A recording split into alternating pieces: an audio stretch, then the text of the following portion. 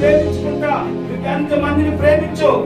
నిన్ను పొగుల్లో మోసేవాళ్ళని నువ్వు దారాదత్తంగా సహాయం చేసాయి. నీ ఇంట్లో కూర్చోవాలని ప్రయత్నం చేస్తావు కదా, నువ్వు ఫెయిల్ అయిపోతావు. నువ్వేమవుతావు? ఫెయిల్ అయిపోతావు. కనుక మొట్టమొదటిగా యేసు ప్రభు చెప్పినటువంటి ఆజ్ఞ కంటే ప్రధానమైన ఆజ్ఞ అన్నిటిలో కన్నా నువ్వు ప్రభు అయిన యేసును మాత్రమే ప్రేమించాలి. ఆమె చెప్పండి మాట. నువ్వు ఈ ప్రధానమైన ఆజ్ఞ.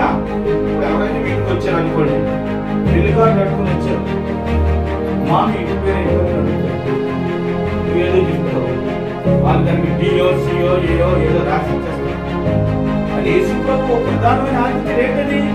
యేసుని నమ్ముకున్నటువంటి నీ జీవితంలో యేసు లేకపోతే, యేసుని నమ్ముకున్న నీ జీవితంలో ఆజ్ఞ పాటించకపోతే